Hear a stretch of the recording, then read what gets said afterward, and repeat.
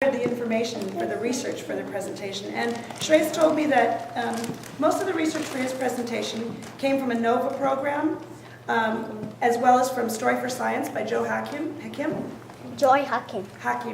and from some other online sources. And he would like to thank his dad for all of his help. Now, you want to come up and get yourself ready. I'm going to just figure out the technical component here. I should have someone else help me. Let's see if we can find you here. Just bear with me for a second. That's not yours, right? Oh, that is yours. Okay, there we go. Let's do you. I had it figured out, and I think I lost it. Slideshow? Let's see if that's working. Okay, now, let me see if this is working. If we don't mind, we'll just test it.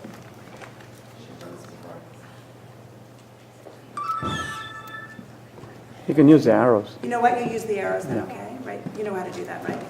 Okay, and take it away. Don't forget nice and loud.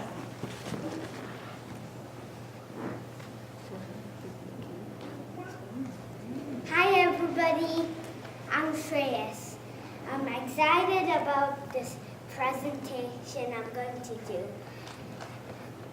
Today I'm going to talk about E equals mc squared.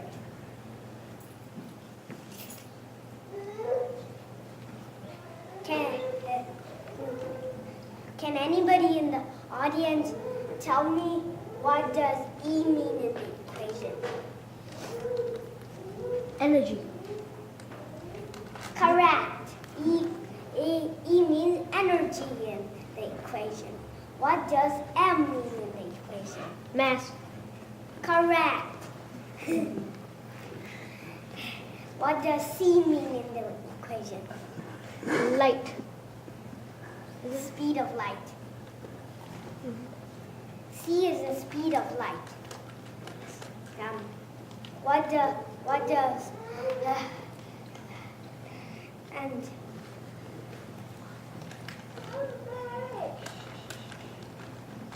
the first picture is my dad, and the second picture is my little sister. Who has more mass?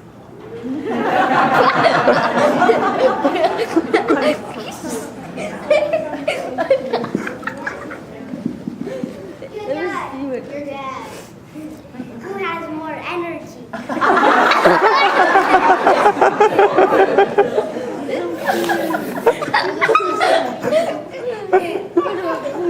I bet.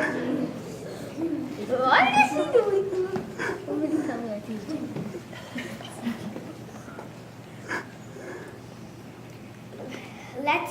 Let's now talk about the history of the equation. In 1821, a British physicist named Michael Faraday understood electromagnetism, which was first observed a few years earlier by the Danish physicist Hans Christian Ørsted. And Faraday said that electricity and magnetism were just two forms of the same thing, electromagnetism. But he wasn't a mathematician to prove this correct.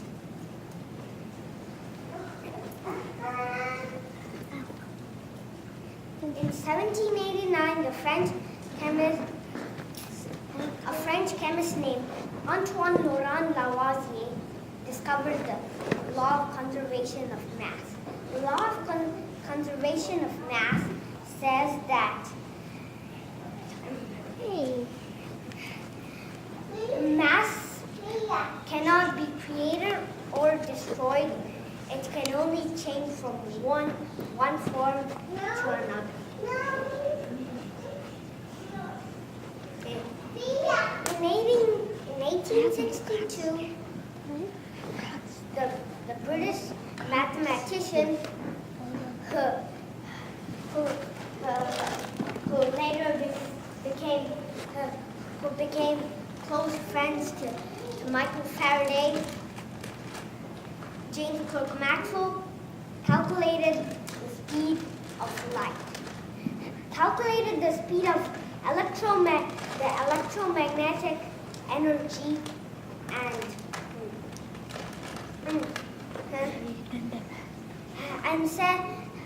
and knew that this was the same thing and said that this was the same speed as the speed of light. Maxwell had proven Faraday correct. In 1740,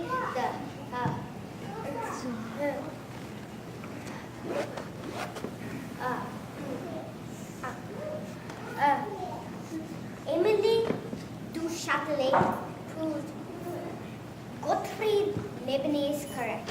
Gottfried Leibniz argued with Newton that a formula for energy is E equals mv squared. Newton said that the formula is E equals mv.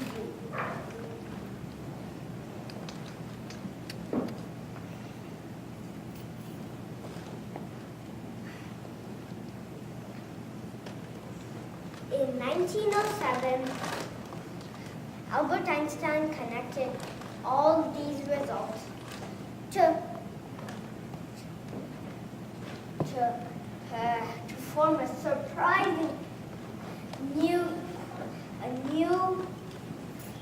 equation that would change the world. E equals mc squared.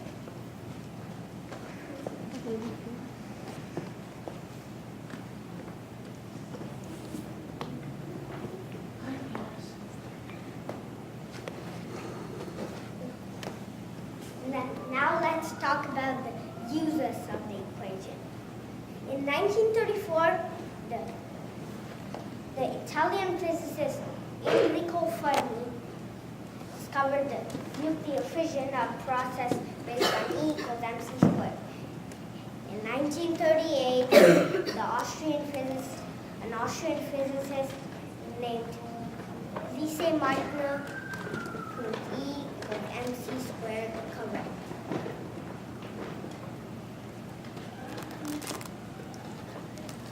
In 1945, the E equals mc squared based atomic bombs exploded Hiroshima and Nagasaki in Japan. It was the first major use of E equals mc squared. In 2005, the Stanford Linear Accelerator National Accelerator Laboratory used E equals mc squared to crash an electron with a positron, its antiparticle.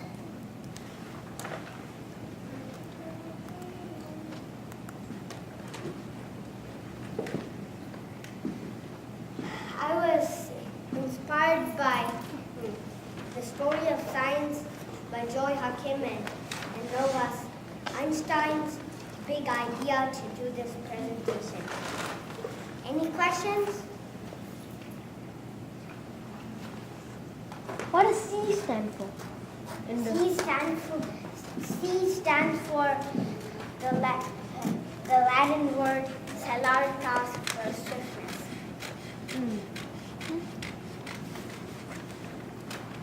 Why you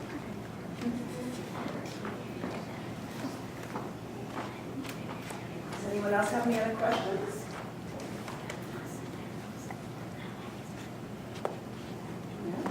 Wow. No, did you have a question? Oh, no, he just made a very nice comment. I thought it would be nice. Oh. Okay. Anyone else? Okay.